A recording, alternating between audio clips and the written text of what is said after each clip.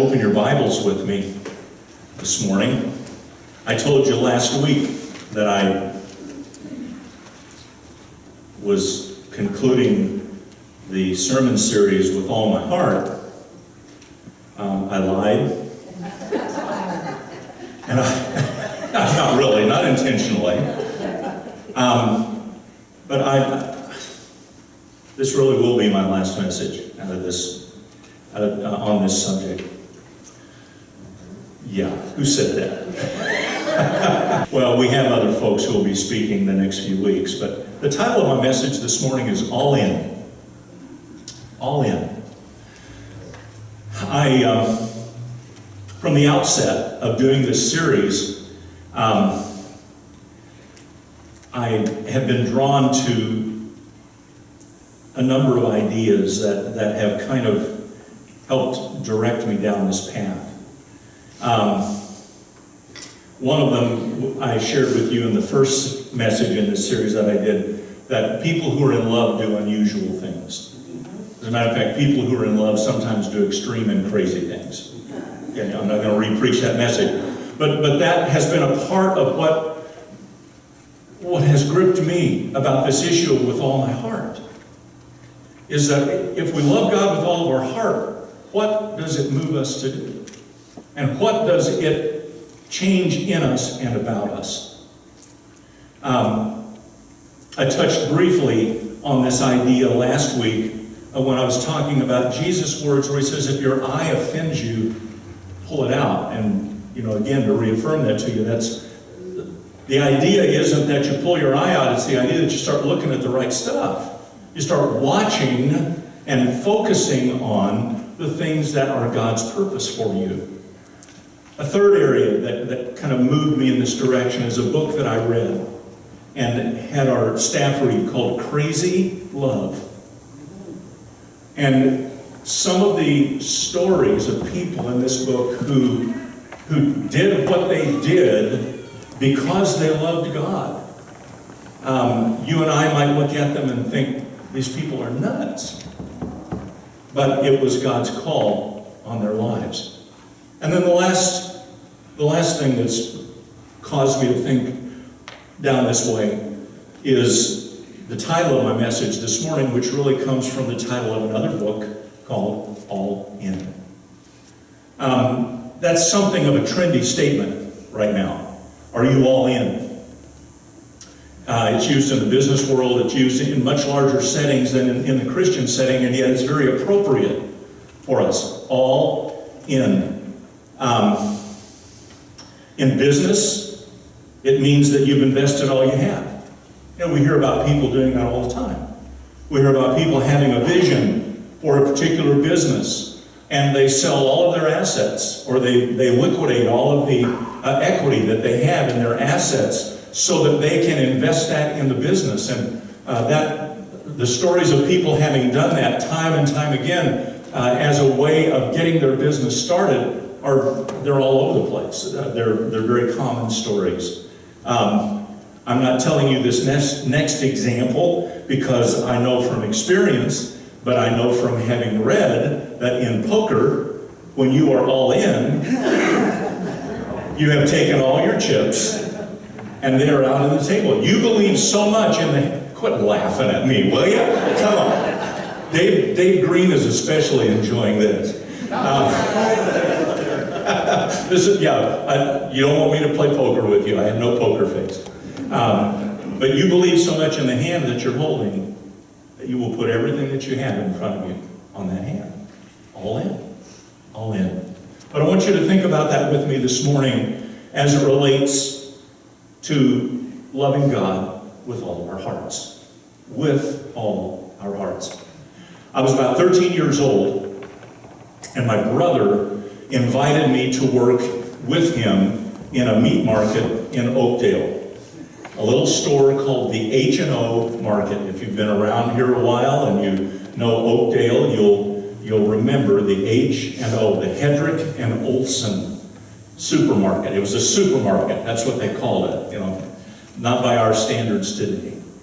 But I was coming to that age where I was going to need a job, and my brother graciously said that I could come work with him a couple of days a week, and he would teach me how to cut meat. I can hear my mom chuckling to herself as I'm telling this story. I will never forget, because it doesn't make a difference who you are when you handle meat. It's kind of like, ew, it's just kind of creepy, and the dead things, and I remember making a big batch of hamburger. And one of the things that we had to do was mix the hamburger. Because if you know anything about the meat cutting process, you debone all the extraneous cuts of meat, cut it up, take out the excess fat, and you run that through a grinder the first time just to kind of get it broken up a little bit. And after that first grind, the next step is to mix the hamburger. Well, I didn't know what I was doing. And so my brother says in his customarily brusque fashion, "Here, mix this up." Well, looks like I'm working Play-Doh. Okay, I'm just kind of playing with it. And he said, "Okay, all right. Let's just get this out of the way right now. You gotta get into it. That's true of anything in this market. You gotta get into it. So get into it." And he showed me what get into it looks like. Vern, you know what I'm talking about, don't you? He showed me what getting into it was. And getting into it means that you get down underneath the pile of meat and you begin to turn it over so it all begins to mix well enough so that when you put it back through the second time, then it comes out ready to actually be presented for sale. That is another perfect image of being all in. We have to get into it. Okay? Does that communicate? Oh, yeah. Yeah, it was very messy. Yes. Sherry has a story that she tells about that. There's no easy way to look at this idea of all in. And it seems to us, when we consider it, to be extreme. But I want you to think with me about the things that Jesus said. Because Jesus talked in extreme terms. Jesus used extreme language to convey his ideas to his followers. He spoke in absolutes. He said to his disciples, "Follow me." And that meant leave everything you have. Do you ever wonder how Peter's wife felt about that? About Peter traipsing off with this itinerant preacher for 3 years, leaving his business behind? James and John doing the same thing, and Jesus didn't bat an eye. He said, "Come, follow me." And the next thing that's just amazing, it says, so they left all and they followed him. Glory. They left all and followed him. Think about that. You want to talk about all in? Yeah. You want to talk about all in? It doesn't get any more all in than that. Another time, he sent out not only the 12 disciples, but he sent out 70 more, 70 or 72, depending on which gospel you're reading. And he said this, don't take any extra clothes, don't take any food, don't take a sword, don't take anything that you need for your journey. Don't take any of that. Trust me that I'm going to provide for you. Yeah, that's right. Now later on, he told them, now that we've kind of got through this training session, I want you to, it's okay for you to take some extra stuff. But in this initial phase, when he was teaching them how to trust and follow him, he said, don't take anything else. Trust me, I will provide. And I want you to learn that you can rely on my ability to provide for you. In my text this morning, Jesus makes another extreme statement. I'd like you to turn with me to Luke's Gospel, chapter 14. verses 25 through 27. This is one of those passages that I think it's easy for us to just glibly read and say, oh yeah. It's in the subtitle of my message this morning is, did Jesus really say that? Did Jesus really say that? And if he did, what's it mean to you and me? Here's what he said. If you want to be my disciple, you must hate everyone else by comparison. Now, see, I can hate my enemies. I can't, but I mean, we think that way. It makes sense for us to hate people who've abused us and hurt us and done something wrong to us that we don't like. But that's not the people Jesus tells us to hate. Your father and mother, wife and children, brothers and sisters, yes, even your own life. Otherwise, you cannot be my disciple. And if you do not carry your own cross and follow me, you cannot be my disciple. So what does it mean? Did Jesus really say that? Yes, he did. What does it mean for us to be all in? What does it mean for us to be his disciple? Well, Jesus said you must hate everyone else by comparison. And you're probably thinking to yourself, now, well, I thought Christians were supposed to be about love. And here's Jesus telling us to hate. For sure, many people think that that's what the church is all about. Hate. And here it seems like Jesus is encouraging that very kind of thinking. That we are to hate others. And again, look with me at who he tells us to hate. Your parents, your wife and children, brothers and sisters, even yourselves. What could he possibly mean? What is he saying to us? To be clear, there was never anybody who was more committed to the family than Jesus. Let's be clear. There was never anyone more committed to family than him. He taught about family values and lived by example.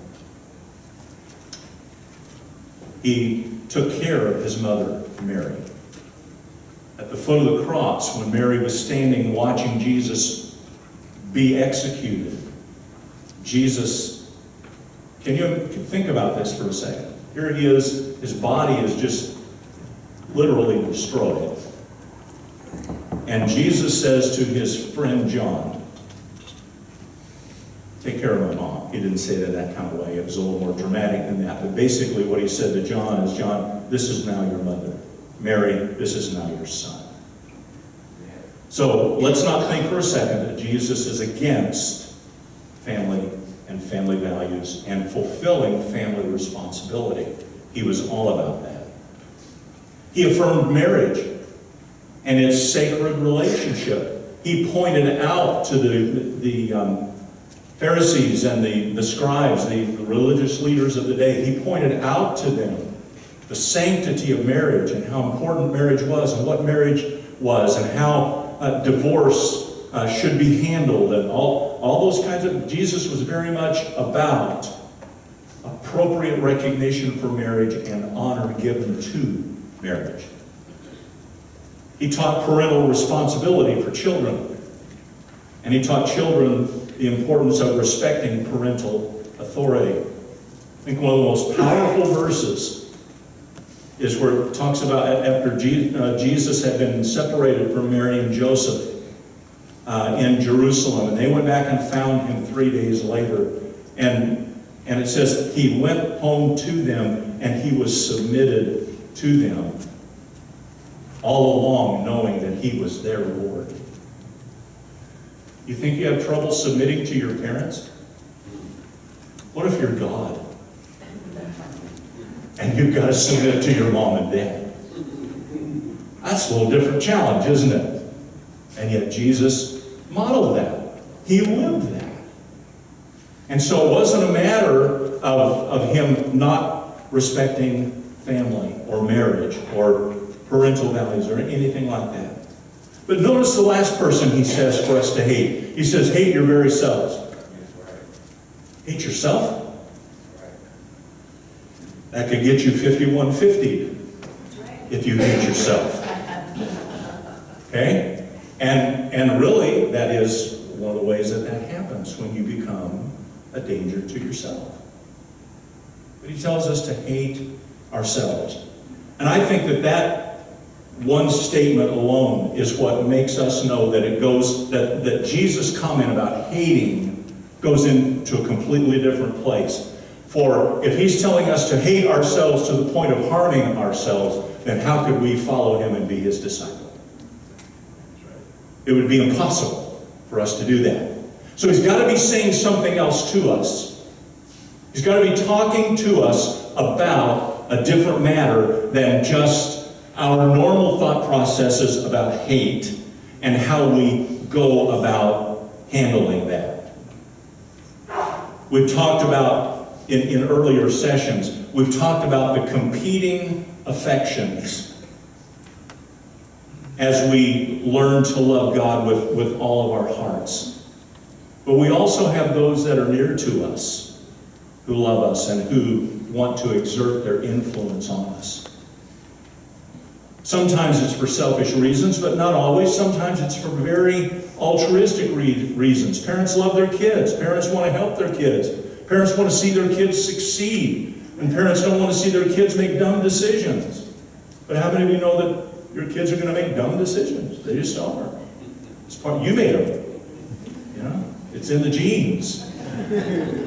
It's a part of the process. But sometimes we try to stop our kids.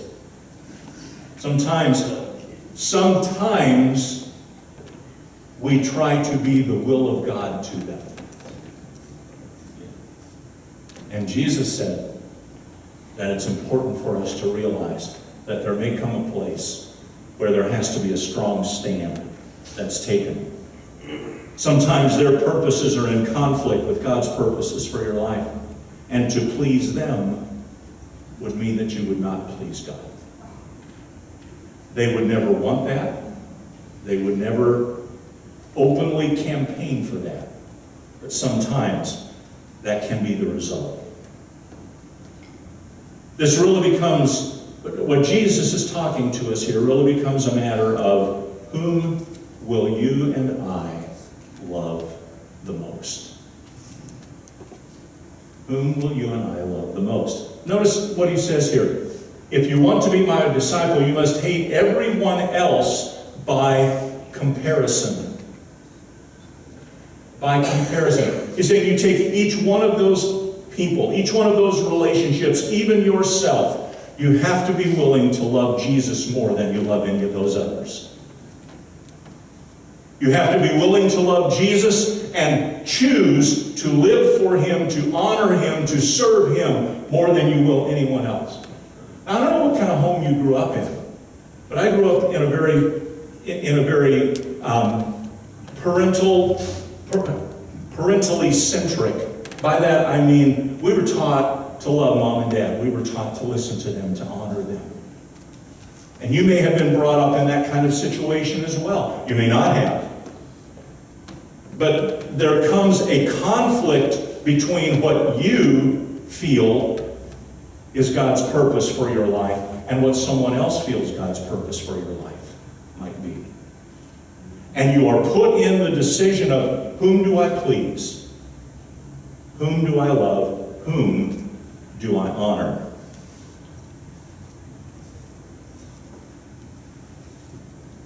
This, as Jesus is talking to us here, he's talking about, as we compare our relationships with folks, who has to be in the first place in our lives? The question is, do I love Jesus, or in this case, my parents? And before you say, oh, that's way too extreme, can I just remind you that we already do this in our marriage relationships? You make a decision to leave your parents. so that you can be united with whomever your spouse might be. I will never forget the night I moved out of my parents' home. I will never forget that. Mom, you were already in bed. And Dad was sitting at the table. And he was working. He was managing some apartments at the time. And he was working. It was time to collect the rent. And Dad was writing out the notices for that. And I had just gone back to my room and collected the last bit of my stuff. And you know, I'm moving into my first apartment. This is the first place that I've ever rented, and I'm living out on my own. And of course, you know, you're all excited about that, right? And so I got my stuff in my hands, and I can just see it. I'm walking down the hall, and here's my dad sitting in front of me, and bam, it hit me. This is no longer home. And it was just like somebody hit me with a 2x4. And all of a sudden, the anxiety and the fear and the, oh my goodness, what am I doing? No, I still did it. But the reality of leaving, the reality of, and okay, let's just put it in real terms, okay, of loving Sherry in a different way and more than I love my mom and dad. And see, that's what Jesus is getting at. That's why we can't look at these words and say, oh man, look at what Jesus is saying. Hate. No. We do it already in other ways. He's just saying he's got to be the one that's at the top of the list. And listen, we can't be his disciple if it isn't that way. We can't be. It is not possible. Now, being his disciple doesn't mean that I can't love my mom. Being his disciple doesn't mean that I can't love my wife. It just means I have to love him first. I have to love him first and foremost. That's what all in comes to. But I don't want to move too far in trying to explain this idea of Jesus' words that we must hate. I don't want to move too far from this idea of the word hate, because there's an important concept we have to grasp if we're going to understand what Jesus is saying. I love high cholesterol foods. McDonald's French fries, booyah!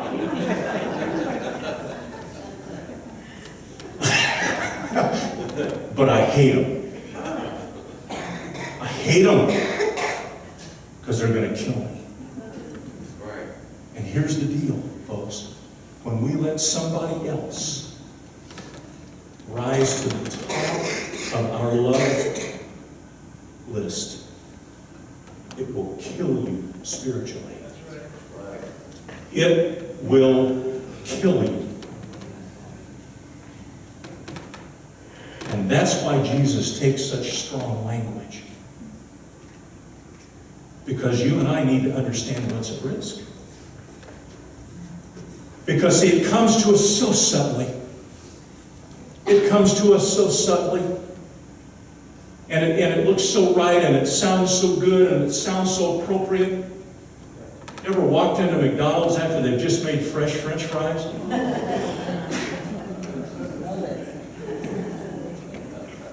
Amen, brother. Yeah. I walked in there about 20 years ago, and I'm still carrying some of it. And see, that's what Jesus is saying to us. He's saying you got to hate that stuff. You got to hate anything that will keep me from being the absolute most important love of your life. And you know the other thing that's so cool is that when you make him the most important love of your life, it enhances every other love relationship you have.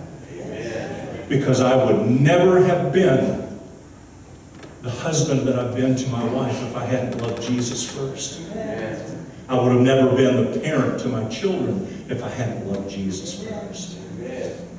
And farthest it goes. It makes every other relationship better. You know, it's interesting. Not long before Jesus was crucified, he was telling his disciples what was going to happen to him. And Peter simply couldn't grasp it. Not grasp it, he understood it, but he couldn't accept it, couldn't receive it. And he said back to Jesus, "Not so, Lord, not so." And Jesus turns to him and he says, "Get behind me, Satan." Peter, get behind me, Satan. Now Jesus knew who Peter was. And Jesus knew that Peter was going to be, he knew all that stuff. Okay? He knew that Peter wasn't Satan. But Peter was speaking what Satan would speak to Jesus. Strong language. That's why we have to see that he says here, we have to hate.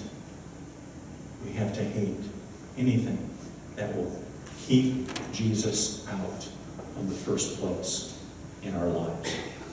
My attitude toward anything that would keep me from being Jesus' disciple is to hate that very thing. Being all in has implications to us. It means that we no longer play it safe. I was sitting studying yesterday, thinking about this. And I guess I'm at a stage in my life where I'm thinking back over what I've done. And you think to yourself, God, have I played it safe? Have I just played it safe? See, all in doesn't let you play safe. All in is just what it means. All in. There's no fallback. You know, there's plenty of sports examples that we could show. I think I had a pastor that I worked with one time who had a poster up in his office of a tennis player. And this tennis player was swinging a backhand shot. But when you saw the whole thing, he was diving to make the shot. He was completely prone to the ground, or parallel to the ground, in midair, swinging at this tennis ball.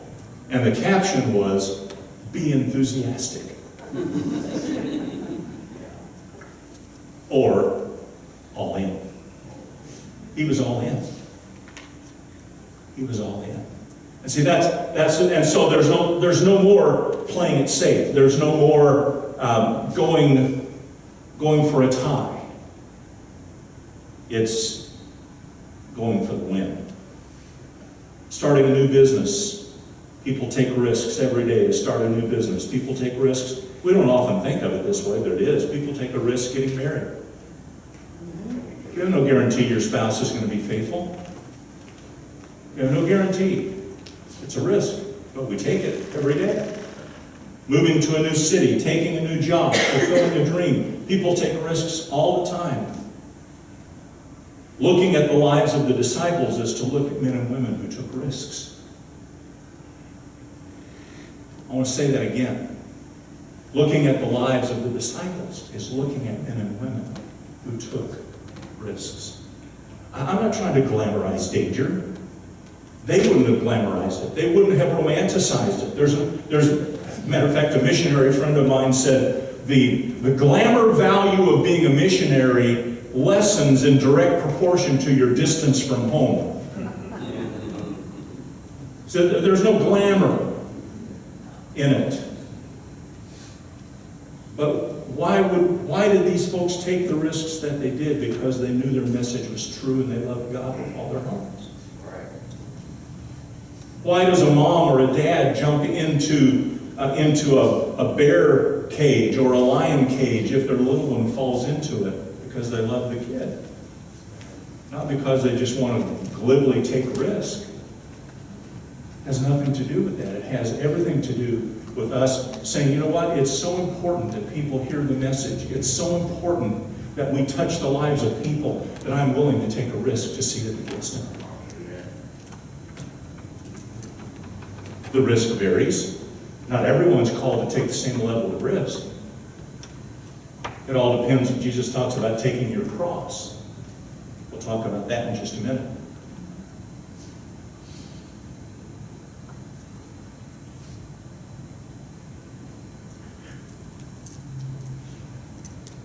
Just some risks that I thought of that we might take the other day. Am I willing to take a risk if it means that I'll touch another person with the gospel? Am I willing to take a risk to minister to someone in a new way, or maybe to begin a new ministry? Am I willing to take that risk? Am I willing to give generously to help others and trust God to make up the difference that my giving puts in my budget? Am I willing to take a risk? It's interesting when Paul talks about the church in Corinth giving to help the church in Jerusalem. It says, you gave beyond what it was possible for you to give. You gave out of your need to help somebody else. That's a risk. That's a risk that we take. Let's be done with playing it safe. Let's be done with playing it safe. Let's not play safe anymore. Usually, folks under 40 are the ones who are willing to take risks. I was sitting with a young man who's 28 the other day, and we were watching guys jump out of helicopters into mountain areas and ski downhill. Now, I'm not exaggerating. It looked to me like the pitch was about like that. And I sat there and I said, that's just nuts. That's just crazy. Why would anybody do something like that? And this 28-year-old spoke up and he said, to feel alive. Let me ask you something. Do you feel spiritually alive? Because you see, sometimes our willingness to take risk leads us into a new place of spiritual growth. Into a new place where God will want to use you and me like He's never used us before to advance His kingdom and to see His work to be done. Let's be done with playing it safe. Let's not take risk just to brag about taking risk. That's nothing. God isn't interested in that. But He is interested in somebody who will say, God, what do you want me to do? And when God makes it clear, I step into that risk. Because in that place, God has said He would be with us. So we miss the risks. We miss the risks that other people have taken. Okay? We hear the story of Moses and we think, oh yeah, that's cool. Throw the snake down. Or throw the rod down. It becomes a snake. Do we have any idea the risk that Moses took to do that? Do we have any idea the risk that he took to lead 1 million plus people out into the wilderness with only one way to keep them alive, and that's God's provision and God's grace? We read those stories and we miss the true story that's involved. They took a risk. Moses took a risk just to go back to Egypt because they were looking for him to kill him because he was a murderer. Let's trust God to give us a new sense of His life. A new sense of taking a risky step for Him. Not playing it safe anymore. Lastly, and I promise I'll be quick here. Jesus says something else. He says, not only do we hate the things that would keep us from loving Him, and that keeps us from being a disciple, but He also says this: if you don't pick up your cross, you can't be my disciple. What's your cross? See, we all get it when we relate that to Jesus because we know what His cross was. His cross was to go to the cross and lay down His life. But what's your cross? What's He called you to do? Because see, your cross is the purpose that He gives you in life. What are you here for? What are you here to accomplish? Because, yeah, in a broad sense, Terry, you're right, to serve. But we've all been called to serve in specific ways. God has gifted us to serve in specific ways. And part of being all in is being willing to pick up my cross and allow that cross to then give definition and direction to my life. What's your cross? What are you carrying? What does God call you to carry? It's as we pick up our cross that we learn in different ways to become His disciple.